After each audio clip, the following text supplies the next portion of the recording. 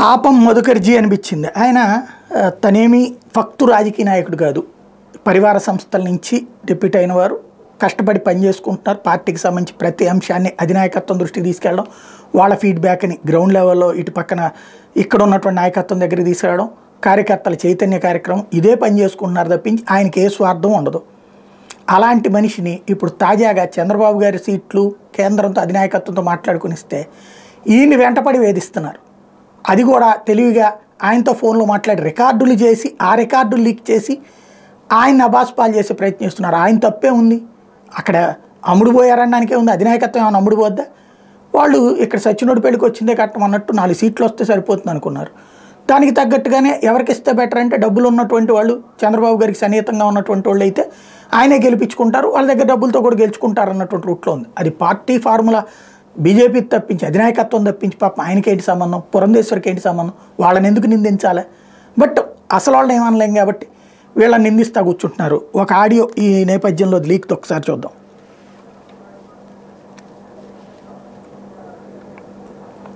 అవునండి జీ, నేను ఏలూరు జిల్లా ఏలూరు సిటీలో తూర్పు మండల అధ్యక్షుడిని అండి. చెప్పండి. అది పేపర్ లో అనౌన్స్ అవుతుంది, పుట్టా యాదవ్ గారికి ఇచ్చారు, టీడీపీకి ఇచ్చారంట. ఇప్పుడు మమ్మల్ని ఏం చేయమంటారు సార్?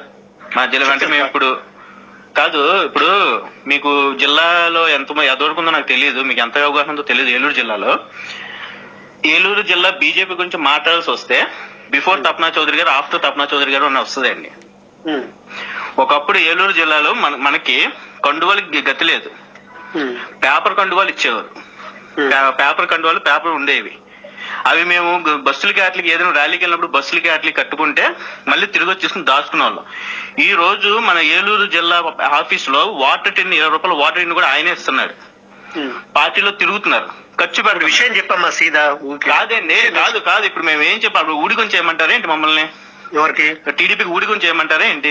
పార్టీ ఏ నిర్ణయం తీసుకుంటే దానికి కట్టుబడి పని చేయాలి, లేకపోతే పార్టీ కోసమేనండి, పార్టీ కోసమే నేను మాట్లాడుతున్నాను. పార్టీ కోసం మేము ఉండేవాళ్ళం కాబట్టి ఇప్పుడు నా ప్రాణాలు పోయినా భారతీయ జనతా పార్టీ కోసమే.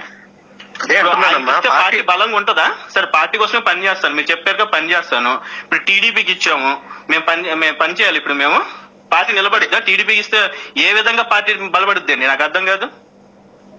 ఇప్పుడు నీతో నేను ఇప్పుడు చెప్పేది లేదు, నీకంటే ఎక్కువ మాకుంటది, అర్థమైందా? ఏమండి, రేపు చౌదరి గారికి అంత చేశారు మీరు, ఆయనకే ఇలా జరిగింది, రేపు పొద్దున మాకు జరగదని గ్యారంటీ ఏంటున్నది? మేము చాలా చిన్న స్థాయి కదా. అలాంటి ఆయనకే రేపు పొద్దున మీరు ఇలా వెన్ను చూపించారు, రేపు పొద్దున మా పరిస్థితి ఏంటండి? ఈ చంద్రబాబు గ్యారంటీ ఇవ్వగలరా చంద్రబాబు నాయుడు మాకు లాయల్టీగా ఉంటారని? ఎవరికి ఓడు రాయల్ తీయట్లే కానీ మనం ఇప్పుడు పొత్తే వద్దాను పెట్టారు, ఏం చేస్తాం మనం? సార్ నేను వద్దు అనట్లేదు సార్, కానీ ఇది పరిస్థితి.